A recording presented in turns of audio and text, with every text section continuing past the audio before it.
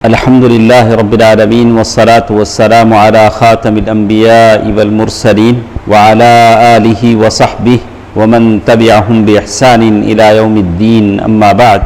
کل کے درس میں جو بات ہمارے ساتھ تھی کہ اللہ کے نبی صلی اللہ علیہ وسلم نے روم کے بادشاہ قیصر کو خط لکھا تھا، تو وہ خط جب روم کے بادشاہ کے پاس پہنچا، رومن امپائر اس کے پاس جب پہنچا تو اس وقت اس نے کہا کہ عرب کے ملکوں میں کا کوئی آدمی یہاں موجود ہے، تو حسن اتفاق سے ایسا ہوا کہ اس وقت ابو سفیان تجارت کے غرض سے وہاں گئے ہوئے تھے، تو ہم نے سنا کہ کیسے بادشاہ نے سامنے ابو سفیان کو بٹھایا، پیچھے مکے والوں کو بٹھایا اور یہ بتا دیا کہ میں ان سے سوالات کرنے جا رہا ہوں، اگر یہ غلط جواب دیتے ہیں تو پیچھے سے تم لوگ اشارہ کرنا۔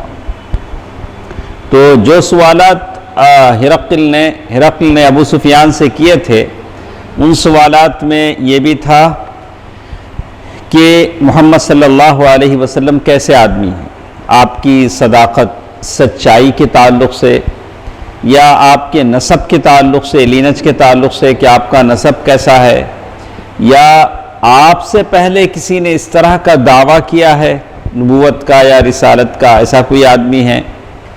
اور پھر یہ بھی تھا کہ اس دعوے سے پہلے آپ لوگ اس آدمی کے بارے میں کیا تصور رکھتے تھے۔ اللہ کے نبی صلی اللہ علیہ وسلم نے جب تک نبوت کا دعویٰ نہیں کیا تو اللہ کے نبی صلی اللہ علیہ وسلم کی شخصیت کیا تھی اس کا بھی ذکر تھا۔ اور اسی طرح رومن امپائر نے ابو سفیان سے یہ بھی پوچھا کہ کیا تمہارے درمیان جنگ ہوئی؟ تو اس کا بھی جواب انہوں نے دیا کہ ہاں جنگ ہوئی، کبھی ہم جیتے کبھی وہ جیتے۔ اور کبھی یہ بھی سوال ہوا کہ ایک مرتبہ اسلام لانے کے بعد کبھی کوئی آدمی پلٹ کر ادھر گیا ہے؟ تو انہوں نے کہا کہ نہیں، ایک بار اسلام لانے کے بعد، اسلام کی لذت سے آشنا ہونے کے بعد کوئی پلٹ کر جاتا نہیں ہے، یہ گھر واپسی کی باتیں سب بالکل یہ ہیں۔ اور کبھی ایسا میسج آ جاتا ہے کہ سارا خاندان پلٹ گیا۔ بعد میں ابھی ایک میسج 2 دن پہلے ہمارے کسی ساتھی نے سرکولیٹ کیا کہ ایک مشہور سٹی ہے، تو وہاں کے سارے خاندان نے گھر واپسی کر لی، لیکن معلوم ہوا کہ پہلے سے وہ گھر ادھر سے ادھر آئے تھے، اب ادھر چلے گئے، جدھر آئے تھے ادھر چلے گئے۔ یہ تو ایک آدھ چیزیں ہوتی ہیں۔ ابو سفیان نے کہا کہ ایسا کبھی نہیں ہوا کہ ایک مرتبہ اسلام لانے کے بعد آدمی کبھی اسلام سے پلٹا ہو۔ تو اسی طرح جو سوالات ابو سفیان سے کیے گئے کہ یہ لوگ اپنے وعدے میں کیسے ہیں، تو ابو سفیان نے کہا کہ ابھی ہمارا معاہدہ ہوا ہے، صلح حدیبیہ کی بات تھی، تو 10 سال کا ہمارا معاہدہ ہو، دیکھتے ہیں وہ لوگ کیا کرتے ہیں۔ تو ابو سفیان کہتے ہیں کہ صرف یہی ایک بات گھسیٹنے کا موقع مجھے ملا تھا، اس کے علاوہ میں کچھ بھی نہیں بول سکا تھا۔ تو یہاں تک تو بات ہمارے ساتھ تھی۔ تو اس کے بعد ہرقل نے کچھ باتوں کا یہ کیا کہ کیسے جو سوالات اس نے کیے، تو کہتے ہیں کہ ہرقل نے اپنے ترجمان سے کہا، جو ٹرانسلیٹر تھا، اس سے کہا کہ تم اس شخص ابو سفیان سے کہو کہ میں نے تم سے اس شخص کا لینج کے بارے میں پوچھا تھا کہ اس کا نسب نامہ کیسے ہے، تو تم نے بتایا کہ وہ اونچے نسب کا ہے۔ تو ہرقل نے کہا کہ دستور یہی ہے کہ پیغمبر اپنی قوم کے اونچے نسب میں بھیجے جاتے ہیں، جتنے پیغمبر بھی بھیجے جاتے ہیں اونچے نسب میں بھیجے جاتے ہیں۔ اور اللہ کا قانون بھی یہ ہے کہ نبی کے اندر کوئی ایسا عیب بھی نہیں ہوتا کہ لوگ اس سے دور بھاگیں، نبی ایسا عیب والا بھی نہیں ہوتا کہ لوگ اس سے کیا کریں، متنفر ہو جائیں، بھاگ جائیں، ایسا نہیں ہوتا۔ اب اگر کوئی نہیں کہے کہ پھر ایوب علیہ السلام کا کیا تھا، نہیں، تو ایک آزمائش تھی، پہلے ویسے نہیں تھے، اللہ تعالیٰ نے آزمائش کے طور پر ان کی یہ کیا تھا۔ بہرحال جیسے کچھ تھا اللہ تعالیٰ جانتا ہے۔ اللہ تعالیٰ نے بھی اس نبی کے آزمائش کے بارے میں یہ نہیں کہا کہ وہ کیا شکایت تھی، کیا علت تھی، کیا بیماری تھی۔ اللہ تعالیٰ نے اس نے اتنا کہا وَأَيُّوبَ إِذْ نَادَى رَبَّهُ أَنِّي مَسَّنِيَ الضُّرُّ وَأَنْتَ أَرْحَمُ الرَّاحِمِينَ، کوئی علت تھا، کوئی تکلیف تھی، اب جیسے ہمارے خطبہ واعظین ایسا ہو گیا تھا، باڈی میں ایسا ہو گیا تھا، ایک نبی کے تعلق سے اس طرح بولنے کی اجازت نہیں۔ قرآن جب خاموش ہے، قرآن بس اتنا کہہ رہا ہے کہ کوئی شکایت ہو گئی تھی تو اس کو ہم بڑے تبصرے کے ساتھ اس کو ہم بیان نہیں کر سکتے۔ اور میں نے دریافت کیا کہ کیا یہ بات اس سے پہلے بھی تم میں سے کسی نے کہی تھی تو تم نے بتلایا کہ نہیں؟ میں کہتا ہوں کہ اگر یہ بات اس سے پہلے کسی اور نے کہی ہوتی قریش میں تو یہ شخص اس کی نقالی کر رہا ہے جو اس سے پہلے کہی جا چکی۔ اللہ کے نبی صلی اللہ علیہ وسلم سے پہلے اس میں کسی نے یہ بات نہیں کہی۔ اور ہرقل نے کہا کہ میں نے دریافت کیا کہ کیا اس کے باپ دادا میں کوئی بادشاہ گزرا ہے؟ تم نے بتلایا کہ نہیں؟ میں کہتا ہوں کہ اگر اس کے باپ داداؤں میں کوئی بادشاہ گزرا ہوتا تو یہ شخص اپنے باپ کی بادشاہت کا طالب ہوتا، نبوت اور رسالت کے ذریعے سے اپنے باپ کی بادشاہت کو واپس لینے کی کوشش کرتا۔ اور میں نے دریافت کیا کہ جو بات اس نے کہی اسے کہنے سے پہلے لوگ اسے جھوٹ سے متہم کرتے تھے۔ آج کہہ رہے ہیں کہ اللہ کے نبی صلی اللہ علیہ وسلم العیاذ باللہ جھوٹے ہیں، پاگل ہیں، جن کا اثر ہو چکا ہے، جادو کا اثر ہو چکا ہے۔ کیا نبوت اور رسالت کے دعوے سے پہلے ایسا کچھ آپ لوگ کہتے تھے؟ تو انہوں نے کہا کہ نہیں، اور میں اچھی طرح جانتا ہوں کہ ایسا نہیں ہو سکتا کہ جو آدمی لوگوں کے معاملے میں جھوٹ نہ بولے وہ اللہ پر جھوٹ کیسے بول سکتا ہے؟ اللہ پر جھوٹ کیسے بول سکتا ہے؟ اور ہرقل نے ایک اور سوال بھی ابو سفیان سے کہا تھا کہ بڑے لوگ اس کی پیروی کر رہے ہیں یا کمزور لوگ؟ تو تم نے بتایا کہ کمزوروں نے اس کی پیروی کی، اور حقیقت یہ ہے کہ یہی لوگ پیغمبروں کے پیروکار ہوتے ہیں۔ اور آپ نے بھی دیکھا ہوگا کہ علماء اہل علم کے ساتھ زیادہ کون لوگ ہوتے ہیں؟ زیادہ غریب لوگ ہی بیٹھتے ہیں، فائدہ اٹھاتے ہیں۔ بڑے لوگوں کو تو اتنا ٹائم ہی نہیں ملتا، اتنی فرصت ہی ان کو نہیں ملتی۔ کمزور لوگ یا ایسے معمولی جو لوگ ہوتے ہیں وہی لوگ بیٹھتے ہیں اور اس علم کے خزانے سے کیا کرتے ہیں؟ فائدہ اٹھاتے ہیں۔ میں نے پوچھا کہ کیا اس دین میں داخل ہونے کے بعد کوئی شخص واپس مرتد ہو جاتا ہے؟ تو تم نے بتلایا کہ نہیں۔ اور حقیقت یہ ہے کہ ایمان کی بشاشت دل میں جب گھس جاتی ہے تو ایسے ہی ہوتا ہے۔ ایمان ایک مرتبہ جاگزین ہو جاتا ہے تو پھر دل سے نکلنے کو تیار نہیں ہوتا، اور یہ اللہ کا فضل و کرم ہے۔ اور میں نے دریافت کیا کہ کیا وہ نبی بدعہدی کرتا ہے؟ بدعہدی بولے تو وعدہ کر کے توڑ دینا۔ تو تم نے بتایا کہ وہ تمہیں اللہ کی عبادت تو تم نے بتلایا کہ نہیں، اور پیغمبر ایسے ہوتے ہیں کہ وہ بدعہدی نہیں کرتے۔ اور ہرقل نے کہا کہ میں نے تم سے پوچھا کہ وہ تمہیں کن باتوں کا حکم دیتا ہے؟ تو تم نے بتایا کہ وہ تمہیں اللہ کی عبادت کرنے اور اس کے ساتھ کسی چیز کو شریک نہ ٹھہرانے کا حکم دیتا ہے، بت پرستی سے منع کرتا ہے، اور نماز، سچائی اور پرہیزگاری اور پاک دامنی کا حکم دیتا ہے۔ کیا کیا حکم دیتا ہے؟ نماز کا، سچائی کا، پرہیزگاری کا، پاک دامنی کا حکم دیتا ہے۔ ہم کو بھی دعویٰ میں انہی باتوں کو یہ رکھنا چاہیے کہ ہم لوگوں کو منع کریں کہ شرک سے بچنے کی وہ لوگ کوشش کریں اور سچائی اختیار کریں، پرہیزگاری اور پاک دامنی۔ اور اسی طرح جو کچھ تم نے بتایا ہے، ہرقل نے ایک بات کہی ابو سفیان سے، جو کچھ تم نے بتایا ہے اگر وہ صحیح ہے تو یہ شخص بہت جلد میرے ان دونوں قدموں کی جگہ کا مالک ہو جائے گا۔ رومن امپائر نے کیا کہا؟ تم نے جو باتیں اللہ کے نبی صلی اللہ علیہ وسلم کے تعلق سے بتلائی ہیں اگر وہ صحیح ہیں تو بہت جلد وہ آدمی میرے دو قدموں کے نیچے جو جگہ ہے اس کا بھی مالک ہو جائے گا۔ ایسا ہوا نہیں ہوا؟ ہو گیا۔ اللہ تعالیٰ نے وہ دن بھی عطا کیا کہ قیصر و کسریٰ کی سلطنتیں مسلمانوں کے قدموں میں اللہ تعالیٰ نے ڈال دی، اللہ تعالیٰ نے ڈال دی۔ یہ اللہ کا فضل و کرم تھا۔ تو کہتے ہیں میں جانتا تھا کہ یہ نبی آنے والا ہے لیکن میں نہیں سمجھتا تھا کہ وہ تم میں سے ہوگا. اگر مجھے یقین ہوتا کہ میں اس کے پاس پہنچ سکوں تو اس سے ملاقات کی زحمت اٹھاتا, اور اگر اس کے پاس ہوتا تو اس کے دونوں پاؤں دھوتا. کون بول رہا ہے؟ ہرقل. اس کے بعد ہرقل نے رسول اللہ صلی اللہ علیہ وسلم کا خط منگوا کر پڑھا. جب خط پڑھ کر فارغ ہوا تو وہاں آوازیں بلند ہوئیں اور بڑا شور مچا. مطلب بادشاہ ذرا جھکنے کو تیار تھا, لیکن جو پرجا تھی وہ ماننے کو تیار نہیں تھی. ہرقل نے ہمارے بارے میں حکم دیا اور ہم باہر کر دیے گئے جتنے وہاں لوگ تھے. جب ہم لوگ باہر لائے گئے تو انہی ابو سفیان کے جو ساتھی تھے, ابو سفیان, یہ لوگ گڑبڑ مچانے لگے.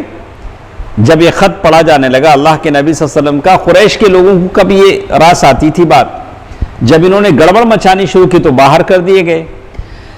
جب باہر آئے تو ابو سفیان کہتے ہیں میں نے اپنے ساتھیوں سے کہا کہ ابو کبشہ کے بیٹے کا معاملہ بڑا زور پکڑ گیا ہے. وہ کون ہیں؟ محمد صلی اللہ علیہ وسلم. ابو کبشہ کے بیٹے سے مراد نبی صلی اللہ علیہ وسلم کی ذات گرامی ہیں. ابو کبشہ آپ کے دادا یا نانا کی کنیت تھی, اور یہ بھی کہا جاتا ہے کہ آپ کے رضاعی باپ یعنی حلیمہ سعدیہ کے جو شوہر تھے ان کی کنیت تھی. تو یا یہ بھی بعض لوگوں نے کہا کہ کسی کی تنقیص اگر کرنا ہوتا, کسی کو ڈی گریڈ کرنا ہوتا تو کہتے ابو کبشہ.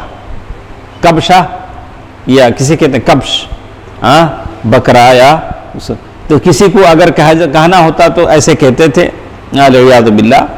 تو کہتے ہیں تو اس سے تو بنو اصفر رومیوں کا بادشاہ ڈرتا ہے. ارے محمد صلی اللہ علیہ وسلم کا خط یہاں آیا ہے اور رومیوں کا بادشاہ رومن امپائر بھی ڈرتا ہے. تو ابو سفیان کہتے ہیں کہ اس کے بعد مجھے برابر یقین رہا کہ رسول اللہ صلی اللہ علیہ وسلم کا دین غالب آ کر رہے گا, یہاں تک کہ اللہ تعالیٰ نے اسلام کو میرے دل میں جما دیا. یہ کون کہہ رہے ہیں؟ ابو سفیان رضی اللہ عنہ. یہ قیصر پر اللہ کے نبی صلی اللہ علیہ وسلم کے خط مبارک کا وہ اثر تھا جس کو ابو سفیان نے اپنے آنکھوں سے دیکھا. اس خط کا ایک اثر یہ بھی ہوا کہ قیصر نے رسول اللہ صلی اللہ علیہ وسلم کے پاس جو آدمی خط لے کر گئے, کون لے کر گئے؟ کون بولے؟ دحیہ الکلبی رضی اللہ عنہ. دحیہ الکلبی رضی اللہ عنہ, جن کے بارے میں آتا ہے کہ جبریل اکثر ان کی شباہت میں آتے تھے, تو کہا کہ ان کو انہوں نے بڑا مال دیا اور کپڑے بھی دیے. کس کو؟ دحیہ کلبی. اور دحیہ کلبی یہ تحفے تحائف لے کر واپس ہو رہے تھے روم سے. روم کہاں ہیں؟ عرب کی سرزمین کہاں ہیں؟ وہ واپس ہو رہے تھے تو راستے میں ایک قبیلہ پڑتا تھا حسمہ میں. قبیلہ جذام کے کچھ لوگوں نے ان پر ڈاکہ ڈال کر سب کچھ لوٹ لیا. کیا کیے؟ تحفہ کسی نے دیا, کسی کے لیے تحفہ جا رہا ہے, لیکن راستے میں کس نے لوٹا؟ ایک قبیلہ جذام والوں نے لوٹ لیا. حضرت دحیہ کلبی رضی اللہ عنہ مدینہ پہنچے تو اپنے گھر جانے کے بجائے سیدھے اللہ کے نبی صلی اللہ علیہ وسلم کی خدمت میں حاضر ہوئے. سارا ماجرا کہہ سنایا کہ اللہ کے نبی صلی اللہ علیہ وسلم ایسا ایسا ہوا.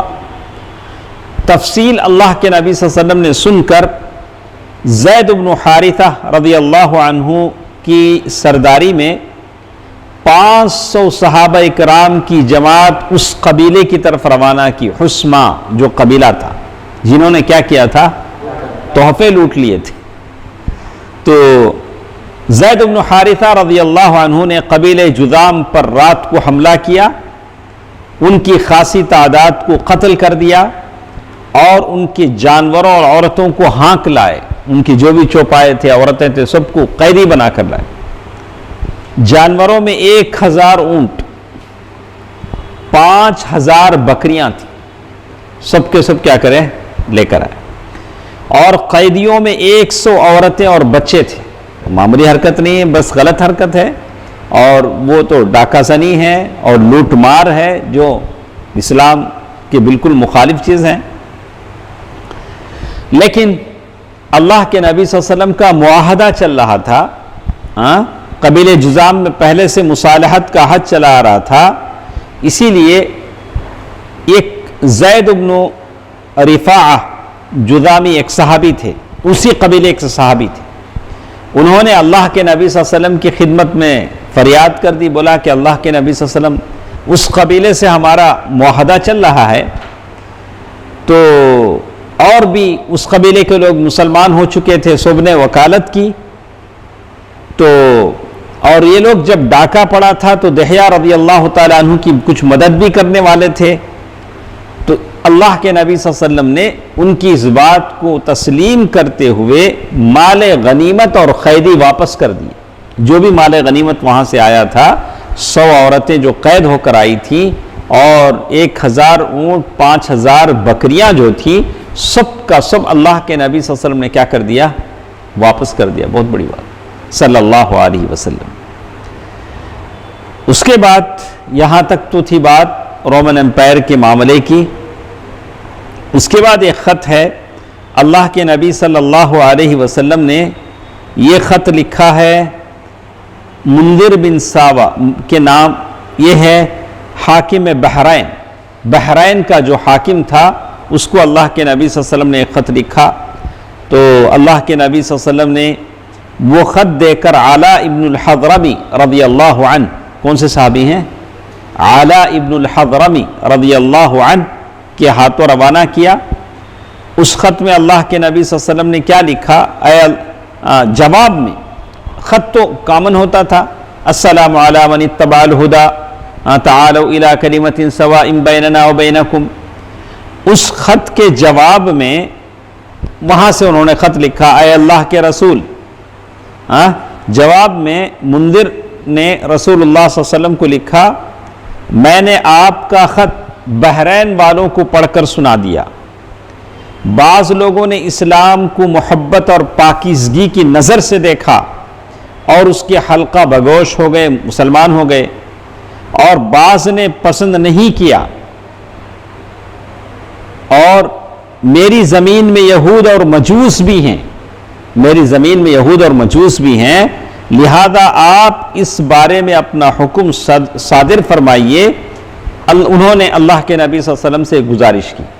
تو دیکھیے اللہ کے نبی صلی اللہ علیہ وسلم کا خط صرف جاتا تھا تو خط پڑھ کر سن کر لوگ کیا ہو جاتے تھے؟ مسلمان ہو جاتے تھے۔ اللہ کے نبی صلی اللہ علیہ وسلم نے جواب میں لکھا، محمد رسول اللہ کی جانب سے، بحرین کہے تھا اس کی طرف، تم پر سلام ہو۔ اللہ کے نبی صلی اللہ علیہ وسلم نے کیا لکھا؟ تم پر سلام ہو، میں تمہارے ساتھ اللہ کی حمد کرتا ہوں جس کے سوا کوئی لائق عبادت نہیں، اور میں شہادت دیتا ہوں کہ محمد اس کے بندے اور رسول ہیں۔ یہ تو کلمہ لکھا جاتا تھا۔ اما بعد، میں تمہیں اللہ عز و جل کی یاد دلاتا ہوں۔ اللہ کے نبی صلی اللہ علیہ وسلم کے الفاظ مبارکہ خطبہ یعنی خطبوں میں اور تحریروں میں اللہ تعالیٰ کی تعلق سے باتیں ہوتی تھیں، اللہ کی بڑائی کی باتیں ہوتی تھیں، عظمت کی باتیں ہوتی تھیں۔ یاد رہے، جو شخص بھلائی اور خیر خواہی کرے گا وہ اپنے ہی لیے بھلائی کرے گا، جو شخص میرے قاصدوں کی اطاعت اور ان کی حکم کی پیروی کرے اس نے میری اطاعت کی، اور جو ان کے ساتھ اچھا کرے اس نے میرے ساتھ اچھا کی، میرے قاصدوں نے تمہاری بہت تعریف کی۔ اللہ کے نبی صلی اللہ علیہ وسلم کیا لکھا؟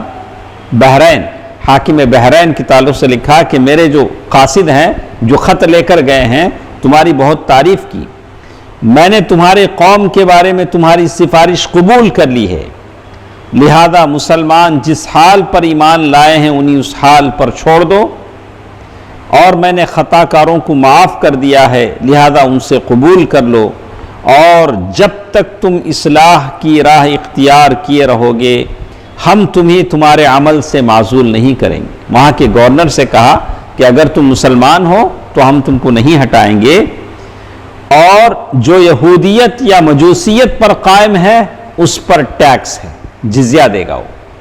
اگر اسلامی مملکت میں اگر کوئی یہودی بن کر رہنا چاہے یا مجوسی بن کر نہ رہنا چاہے، وہ کیا کرے گا؟ ٹیکس دے گا۔ اس کے بعد اللہ کے نبی صلی اللہ علیہ وسلم نے ایک اور خط صاحب یمامہ کی طرف لکھا، حوضہ بن علی، وہ کہاں کا تھا؟ بادشاہ یمامہ کا۔ اس خط میں کیا تھا؟ محمد رسول اللہ کی طرف سے حوضہ بن علی کی جانب اس شخص پر سلام جو ہدایت کی پیروی کرے۔ اللہ کے نبی صلی اللہ علیہ وسلم کیا کریں؟ اس شخص پر سلام جو ہدایت کی پیروی کرے، تمہیں معلوم ہونا چاہیے کہ میرا دین اونٹوں اور گھوڑوں کی رسائی کی آخری حد تک غالب رہے گا۔ اللہ کے نبی صلی اللہ علیہ وسلم ہمیشہ بول رہے ہیں اللہ کا دین یہ کہاں تک پہنچے گا؟ جہاں تک اونٹ اور گھوڑے پہنچ کر کیا ہوتے ہیں؟ رک جاتے ہیں۔ لہذا اسلام لاؤ، سالم رہو گے، اور تمہارے ماتحت جو کچھ ہے اسے تمہارے لیے برقرار رکھوں گا۔ تم اسلام لا لیے تو ہم تم سے کچھ بھی یہ نہیں کریں گے۔ اس خط کو پہنچانے کے لیے بحیثیت قاصد سلیط بن عمرو عامری کا انتخاب فرمایا گیا۔ اللہ کے نبی صلی اللہ علیہ وسلم خط لے جانے کے لیے چنندہ لوگوں کا انتخاب کرتے تھے۔ حضرت سلیط اس مہر لگے ہوئے خط کو لے کر حوضہ کے پاس تشریف لے گئے۔ حوضہ جو یمامہ کا امیر تھا، بادشاہ تھا، تو اس نے آپ کو مہمان بنایا اور مبارکبادی دی۔ حضرت سلیط رضی اللہ عنہ نے اسے خط پڑھ کر سنایا تو اس نے درمیانی قسم کا جواب دیا، ہاں یا نہیں، ایسا نہیں بولا، گول مول جواب دیا، اور نبی کی خدمت میں لکھا، آپ جس چیز کی دعوت دیتے ہیں اس کی بہتری اور عمدگی کا کیا پوچھنا، آپ نے جو دعوت ہم کو دی ہے وہ بہت اچھا ہے، اور عرب پر میری ہیبت بیٹھی ہوئی ہے، بولا کہ عرب سارے میرے سے ڈرتے ہیں، اس لیے کچھ کار پروازی میرے ذمہ کریں۔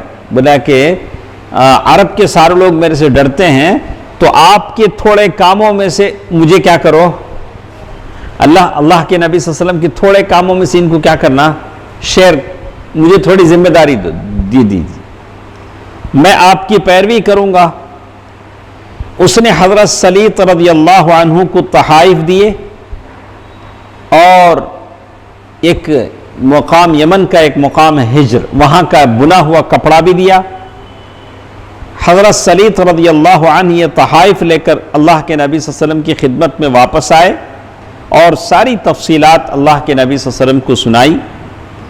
نبی صلی اللہ علیہ وسلم نے اس کا تو مطلب کیا ہوا، یمامہ کے بادشاہ کی بات ہماری سمجھ میں آئی، وہ آپ کے اس میں سے کچھ کیا مانگ رہے تھے، کچھ شعر مانگ رہے تھے، مطلب ایسے تھے آپ کی نبوت اور رسالت میں سے، آپ کی فرما روائی میں سے ہم کو بھی کیا کریں، حصے دار بنائیں، سیدھی بات۔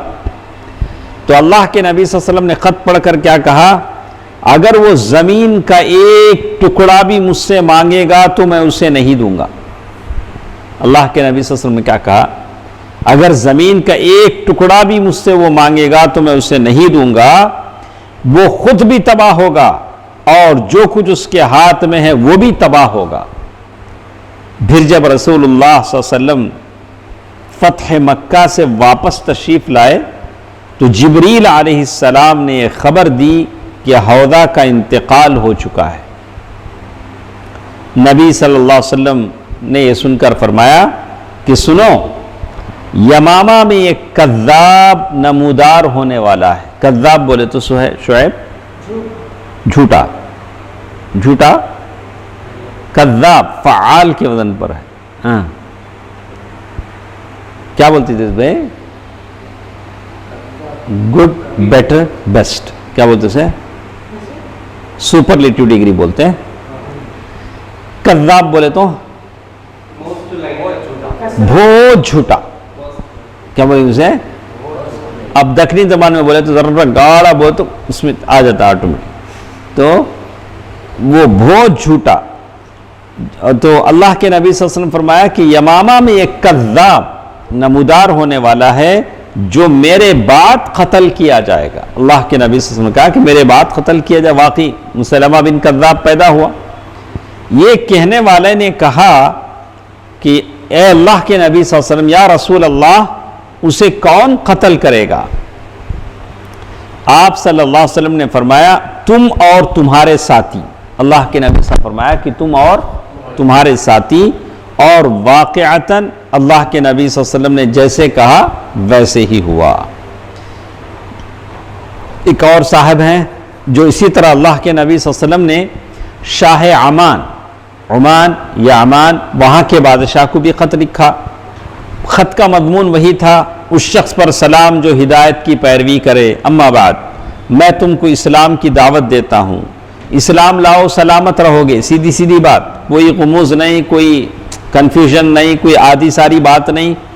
کیونکہ میں تمام انسانوں کی جانب اللہ کا رسول ہوں، تاکہ جو زندہ ہے اسے انجام کے خطرے سے آگاہ کر دوں اور کافرین پر قول برحق ہو جائے. اگر تم دونوں اسلام کا اقرار کر لو گے تو تم ہی دونوں اور اگر تم دونوں اسلام کا اقرار کر لو گے تو تم ہی دونوں کو والی اور حاکم بناؤں گا. اللہ کے نبی صلی اللہ علیہ وسلم نے یہ خط لکھا اور اگر کہا کہ اگر تم دونوں نے اسلام کا اقرار کرنے سے گریز کیا تو تمہاری بادشاہت ختم ہو جائے گی، تمہاری زمین پر گھوڑوں کی یلغار ہوگی. اس خط کو لے جانے کے لیے قاصد ایلچی کی حیثیت سے، خط جو لے جاتے ہیں اس کو یا تو قاصد کہیں گے یا تو ایلچی کہیں گے. تو دیکھیے مشہور صحابی عمرو بن العاص رضی اللہ عنہ، عمرو بن عاص رضی اللہ عنہ، تو ان کا ٹائٹل کیا تھا؟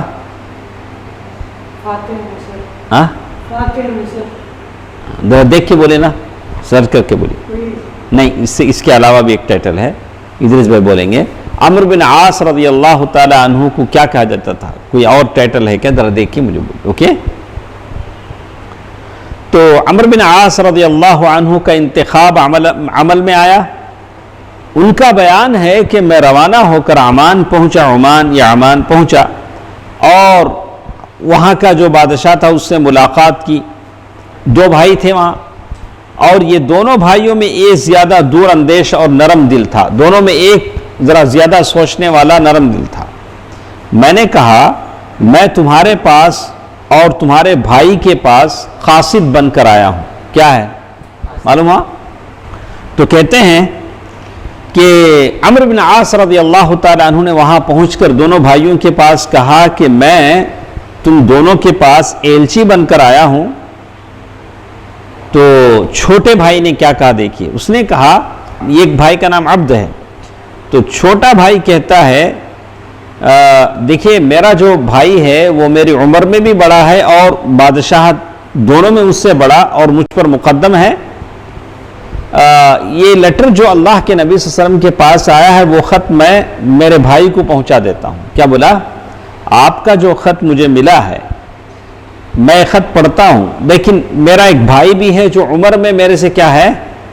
بڑا ہے، تو اس لیے میں تم کو اس کے پاس پہنچا دیتا ہوں، وہ تمہارا خط پڑھ لے.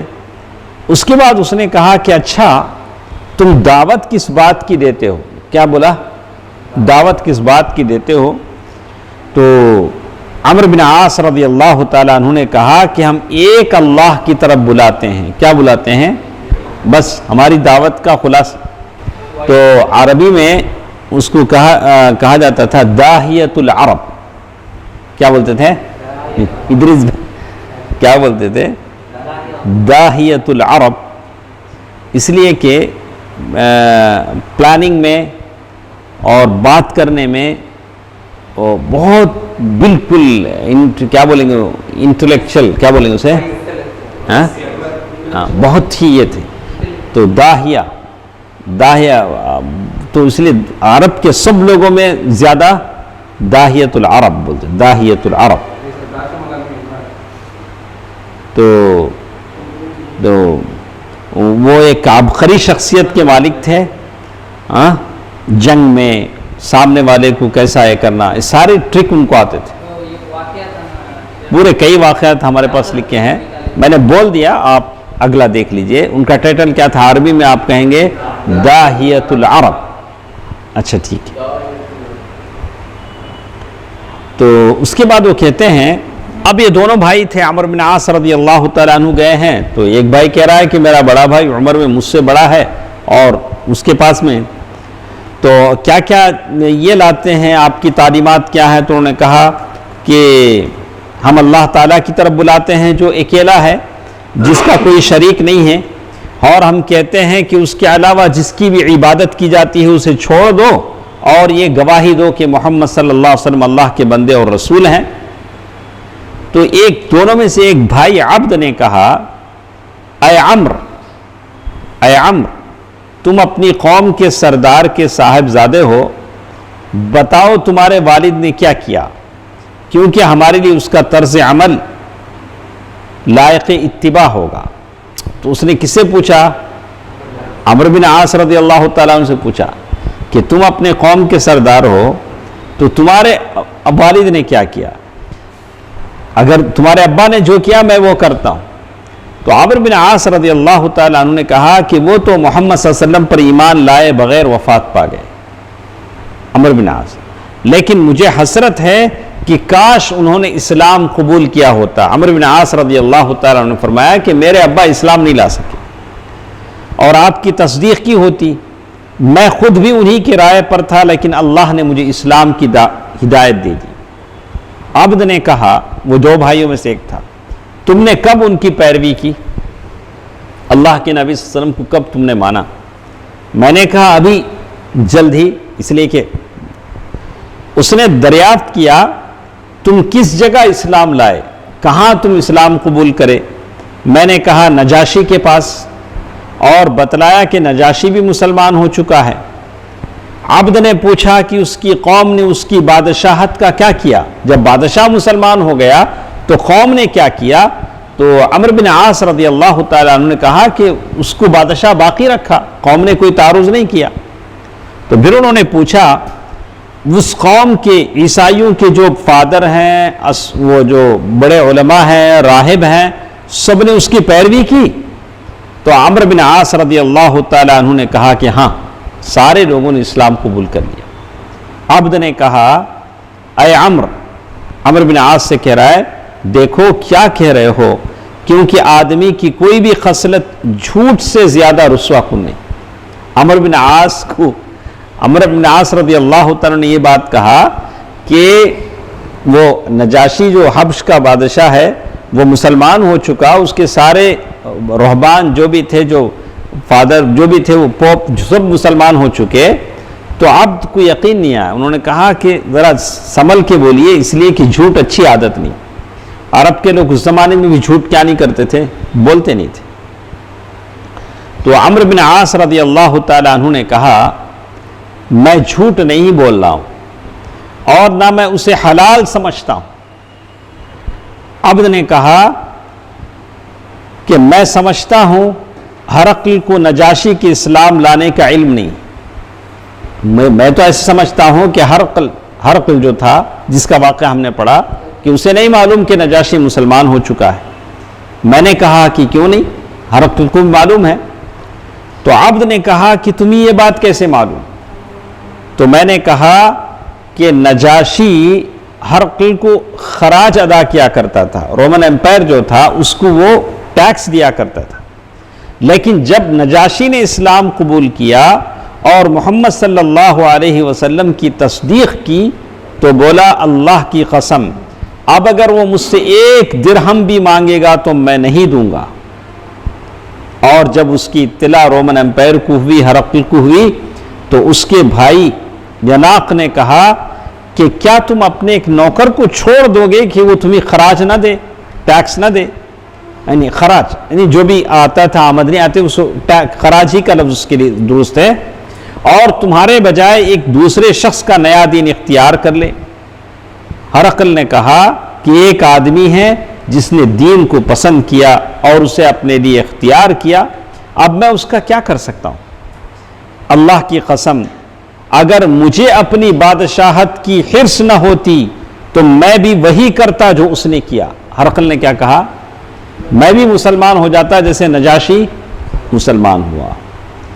عبد نے کہا، لمبی گفتگو ہے، ہمارے پاس ٹائم ہے 4 منٹ، ذرا سن لیتے ہیں۔ عبد نے ایک بات اس سے کہا کہ عمر دیکھو کیا کہہ رہے ہو، یعنی یہ باتوں کا اسے یقین نہیں ہو رہا تھا۔ میں نے کہا واللہ میں سچ کہہ رہا ہوں۔ تو اس عبد نے کہا اچھا مجھے بتاؤ وہ کس بات کا حکم دیتے ہیں، کس بات سے منع کرتے ہیں؟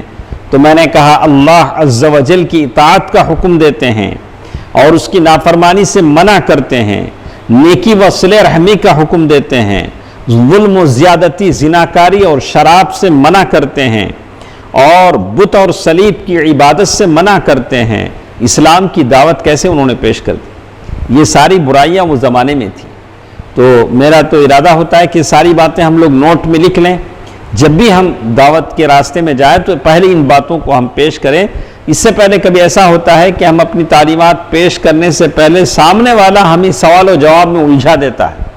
ہم بات ہماری یہ نہیں کر سکتے، سامنے والے کے الجھے سوالوں میں الجھ کر رہ جاتے ہیں، ٹائم ختم ہو جاتا ہے۔ تو ان دونوں بھائیوں میں سے ایک بھائی عبد نے کہا یہ کتنی اچھی بات ہے جس کی طرف بلاتے ہیں، اگر میرا بھائی بھی اس بات پر میرا ساتھ دے تو ہم لوگ اللہ کے نبی صلی اللہ علیہ وسلم کے پاس چل پڑتے ہیں، ان کے ہاتھ پر ایمان لاتے ہیں، ان کی تصدیق کرتے ہیں، لیکن میرا بھائی اپنی بادشاہت کا اس سے کہیں زیادہ حریص ہے کہ اسے چھوڑ کر کسی کا تابع فرمان ہو جائے۔ میں نے کہا اگر وہ اسلام قبول کر لے تو رسول اللہ صلی اللہ علیہ وسلم اس کی قوم پر اس کی بادشاہت برقرار رکھیں گے۔ اگر تم دونوں بھائیوں میں سے تمہارا بھائی بادشاہ ہے، اگر وہ اسلام قبول کر لیتا ہے تو اللہ کے نبی صلی اللہ علیہ وسلم اس کی بادشاہت، البتہ ان کے مالداروں سے صدقہ لے کر فقیروں پر تقسیم کر دیں گے۔ یہ کیا ہے؟ زکوٰۃ ہے۔ عبد نے کہا یہ تو بڑی اچھی بات ہے، اچھا بتاؤ صدقہ کیا ہے؟ تو معلوم بولا کہ صدقہ کیا ہے؟ جواب میں نے مختلف اموال کے اندر رسول اللہ صلی اللہ علیہ وسلم کے مقرر کیے ہوئے صدقات کی تفصیل بتائی۔ عمرو بن عاص رضی اللہ تعالیٰ عنہ فرماتے ہیں دیکھیے یہ بھی بہت ساری چیزیں ہیں دعویٰ میں، یہ سارے چاپٹر ہمارے پاس آتے ہی نہیں آتے کیا درس میں، ہم لوگ صرف توحید رسالت یہ سمجھانے تک ہی ہماری کیا ہو جاتا۔ تو لیکن ایک چیز جو غیروں کے پاس صدقہ ہے، زکوٰۃ ہے، یعنی چیریٹی ہے، اس سے بھی ان کو ہم لوگ کیا کر سکتے ہیں، اس لیے کہ وہ لوگ کرتے ہیں۔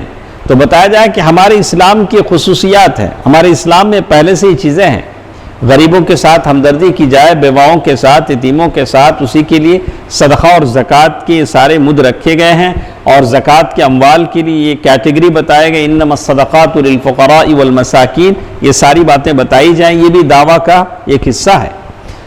تو عمرو بن عاص رضی اللہ تعالیٰ عنہ کہتے ہیں کہ میں نے مختلف مالوں کے اندر رسول صلی اللہ علیہ وسلم کے مقرر کیے ہوئے صدقات کی تفصیل بتائی۔ یہ دیکھیے جب اونٹ کی باری آئی، اونٹ میں کیا ہے، تو وہ بولا اے عمرو بن عاص ہمارے ان مویشیوں سے بھی صدقہ لیا جائے گا؟ ہمارے پاس اگر اونٹ ہے تو کیا اس میں سے بھی صدقہ؟ جو خود ہی درخت چر لیتے ہیں، ارے وہ تو اپنا اونٹ اپنا چر لیتا ہے۔ میں نے کہا ہاں۔ عبد نے کہا واللہ میں نہیں سمجھتا کہ میری قوم اپنے ملک کی وسعت اور تعداد کی کثرت کے باوجود اس کو مان لے گی۔ عمرو بن عاص رضی اللہ عنہ کا بیان ہے کہ میں اس کے بنگلے میں چند دن رہا، وہ اپنے بھائی کے پاس جا کر میری ساری باتیں بتاتا رہا۔ پھر ایک دن اس نے مجھے بلایا اور میں اندر داخل ہوا تو جو لوگ اس کے خادم تھے انہوں نے میرا بازو پکڑ لیے، اس نے کہا چھوڑ دو، اور مجھے چھوڑ دیا گیا، اور میں نے بیٹھنا چاہا تو مجھے بیٹھنے کی اجازت نہیں دی گئی، اس کے جو خادم تھے۔ میں نے بادشاہ کی طرف دیکھا تو اس نے کہا کہ اپنی بات کہو، اس کا بڑا بھائی جو بادشاہ تھا بولو۔ میں نے وہ خط جو مہر لگا ہوا تھا ان کے حوالے کر دیا، اس نے مہر توڑ کر یعنی سیل توڑ کر خط پڑھا، اور پھر خط پڑھ چکنے کے بعد اپنے بھائی کے حوالے کر دیا. بھائی نے بھی اسی طرح پڑھا، مگر میں نے دیکھا کہ اس کا بھائی اس سے زیادہ نرم دل ہے. بادشاہ نے پوچھا کہ اچھا بتاؤ اس دین کے معاملے میں قریش کا کیا رویہ ہے؟ تو میں نے کہا کہ سب ان کی اطاعت گزار ہو گئے ہیں. عمرو بن عاص رضی اللہ تعالیٰ عنہ نے کیا کہا؟ سب ان کی بات مان چکے ہیں. کوئی دین سے رغبت کی بنا پر، کوئی تلوار سے ڈر کر، سارے مسلمان ہو چکے. بادشاہ نے پوچھا کہ ان کے ساتھ کون لوگ ہیں؟ میں نے کہا کہ سارے لوگ ہیں، سارے لوگ مسلمان ہو چکے ہیں. انہوں نے اسلام کو برضا و رغبت قبول کر لیا اور اسے تمام چیزوں پر ترجیح دی. انہیں اللہ کی ہدایت اور اپنے عقل کی رہنمائی سے بات معلوم ہو گئی کہ وہ گمراہ تھے. اب اس علاقے میں میں نہیں جانتا کہ تمہارے سوا کوئی اور رہ گیا ہے. کیا کہا؟ اب تم ہی لوگ مسلمان ہونا ہے، سارے لوگ مسلمان ہو چکے ہیں. اگر تم نے اسلام قبول نہ کیا اور محمد کی پیروی نہ کی تو تم ہی سوار روند ڈالیں گے اور تمہاری ہریالی کا صفایا کر دیں گے. اس لیے قبول کرو، اسلام قبول کرو، سلامت رہو گے. یہ بات پہنچا دی. بادشاہ نے کہا کہ مجھے آج چھوڑ دو، کل پھر آؤ. دیکھیے کیسا وہ یہ حالتیں تھیں. تو اس کے بعد اس کے بھائی کے پاس واپس آ گیا. اس نے کہا کہ عمرو بن عاص سے آ کر بولا کہ مجھے امید ہے کہ اگر بادشاہت کی حرص غالب نہ آئی تو وہ اسلام قبول کر لے گا. اب سارا معاملہ کس کے بیچ میں ہے؟ دو بھائیوں کے بیچ میں. دوسرے دن پھر بادشاہ کے پاس گیا، لیکن اس نے اجازت دینے سے انکار کر دیا. اس لیے میں اس کے بھائی کے پاس واپس آ گیا اور بتلایا کہ بادشاہ سے میری ملاقات نہیں ہو سکی. تو اس کو ختم کر لیتے ہیں بھائی، کیا آخر نتیجہ کیا نکلتا ہے؟ عمرو بن عاص رضی اللہ تعالی عنہ داہیۃ العرب، ان کی باتیں ہیں ان دونوں بھائیوں سے.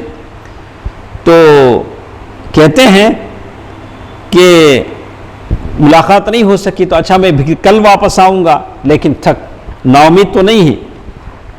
اور جب اسے انہوں نے کہا کہ چھوٹے بھائی سے کہا کہ کل میں واپس جا رہا ہوں، بادشاہ سے ملاقات نہیں ہوئی، میں واپس جا رہا ہوں.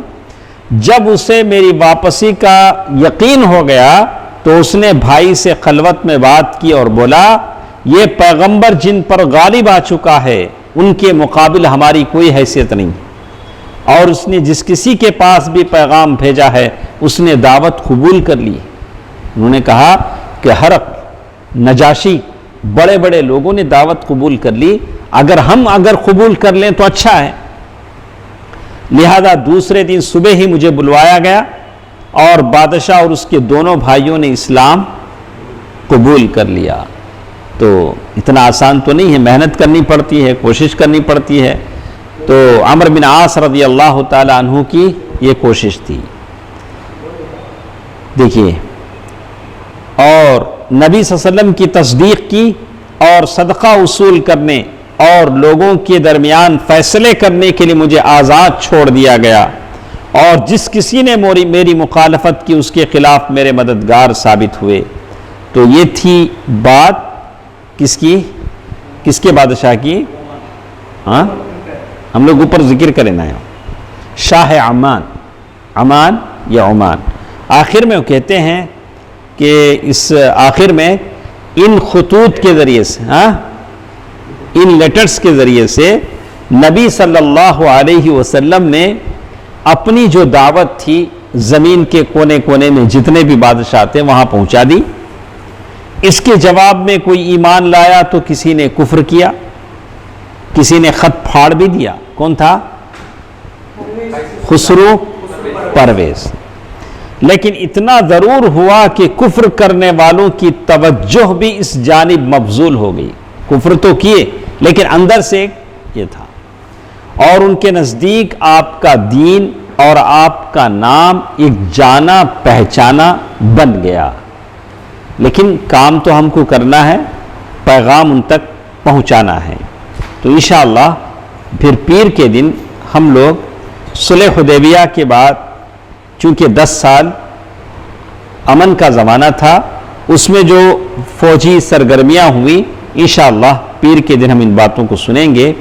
اللہ تعالیٰ سے دعا ہے کہ جو کچھ ہم سنتے ہیں اس میں جو باتیں بھی نصیحت کی ہیں اللہ اس پر عمل کرنے کی توفیق دے، آمین۔ والسلام علیکم ورحمۃ اللہ وبرکاتہ۔